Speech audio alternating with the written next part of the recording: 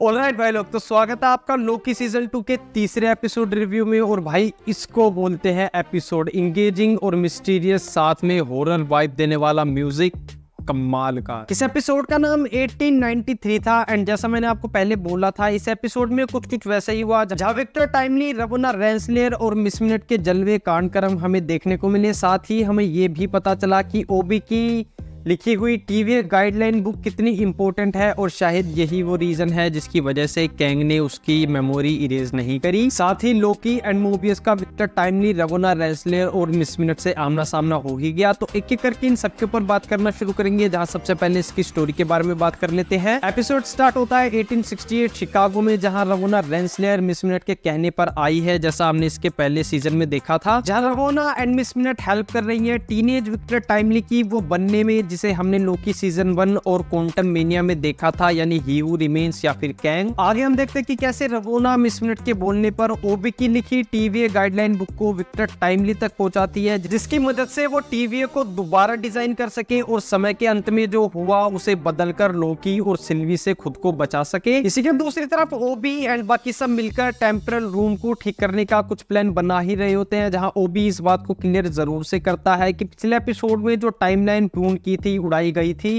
वो दोबारा बननी स्टार्ट हो गई है, जिसकी वजह से लूम पर प्रेशर बढ़ता ही जा रहा है और वो कभी भी फट सकता है, जिसकी वजह से टीवी खत्म हो सकता है, वो सब मर सकते हैं। जिसको ठीक करने के लिए लोकी एंड मोबियस मिस मिनट के पीछे जाते हैं और रवोना का पीछा करते हुए वो पहुंचते हैं 1868 शिकागो में एंड वहां से 1893 में, जहां विक्टर टाइमली लूम का एक अर्ली वर्जन लोगों को दिखा रहा होता है और वो बताता है कि ये भविष्य में पॉसिबल है, जहां लोकी एंड मोबियस ये देखकर विक्टर टाइमली को टीवीए में वापस ले जाने की बात करते हैं, जहां पर लोकी ये जरूर से बोलता है कि उसके वेरिएंट को टीवी में वापस ले जाना काफी खतरनाक हो सकता है। जहां थोड़ी ही देर में सिल्वी लोकी या रवोना को ट्रैक करते हुए वहां पर पहुंच जाती है और विक्टर टाइमली को पूरी तरीके से मारने की कोशिश करती है, लेकिन लोकी जैसे तैसे करके सिल्वी को रोक देता है। इसी बीच रवोना मिस मिनट की मदद से विक्टर टाइमली को भगा ले जाती है एंड दोनों पहुंचते हैं विक्टर टाइमली के घर में, जहां रवोना विक्टर टाइमली को उसके वेरिएंट्स के बारे में बताती है, टीवी के बारे में बताती है और ये भी बताती है कि कैसे समय के अंत में वो ही हू रिमेन्स बना और उसी का काम पूरा करने के लिए वो उसके पास आई है। जहां विक्टर टाइमली और मिस मिनट रवोना को धोखा देकर भाग जाते हैं और आगे चलकर वो अपनी लैब में पहुंचते हैं, जहां हमें वो देखने को मिलता है जिसकी मैंने कभी कल्पना भी नहीं की थी।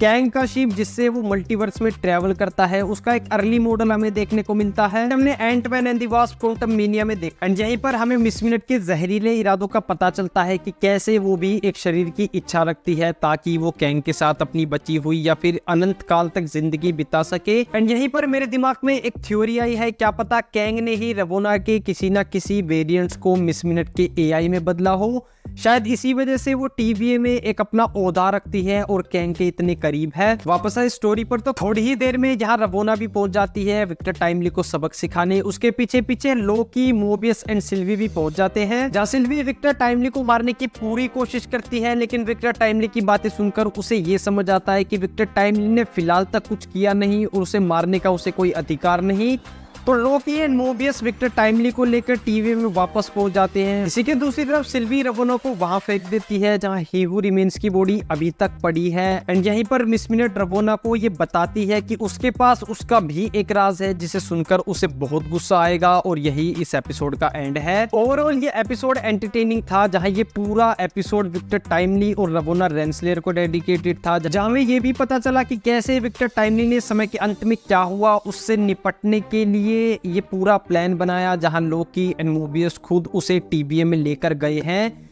और शायद ये उनकी सबसे बड़ी गलती हो सकती है। बाकी मुझे ये एपिसोड बेस्ट लगा, जहां जोनाथन मेजर्स की परफॉर्मेंस दिल जीत गई और मैं इसके आने वाले एपिसोड के लिए काफी ज्यादा एक्साइटेड हूँ और मैं ये जरूर से देखना चाहूंगा कि विक्टर टाइमली टीवी में जाने के बाद कैसे बिहेव करेगा और क्या ओबी और विक्टर टाइमली के बीच हमें कुछ बढ़िया कनेक्शन देखने को मिलेगा और ओबी को लेकर उसका क्या पर्सपेक्टिव रहेगा वो मैं जरूर से जानना चाहूंगा। इसी के साथ इस वीडियो में इतना ही, मेरे दिमाग में जो भी था वो मैंने आपको बता दिया। अब मैं आपसे जरूर जानना चाहूंगा कि आप इस एपिसोड को देखने के बाद क्या सोचते हैं, वो कमेंट्स में जरूर बताना। कोई फैन थ्योरी हो तो वो जरूर से बताना, उसको कहीं ना कहीं मेंशन जरूर से करेंगे, अगर डॉट कनेक्ट हो गए तो। बाकी ये वीडियो अच्छा लगा हो तो लाइक कर देना, अपने दोस्तों के साथ शेयर कर देना, उस चैनल पर कहीं से भी नहीं आए हैं तो सब्सक्राइब कर देना। इसके अलावा मैंने इसके बाकी एपिसोड्स के ऊपर भी बात की हुई थी, उनके लिंक मैं आपको यहाँ दे दूंगा, यहाँ से वो वाली वीडियो जरूर चेकआउट करना, आपको सारी इन्फॉर्मेशन मिल जाएगी। बाकी मिलूंगा आपसे अगली वीडियो में, तब तक के लिए खुश रहिए और देखते रहिए रिएक्शन टाइम।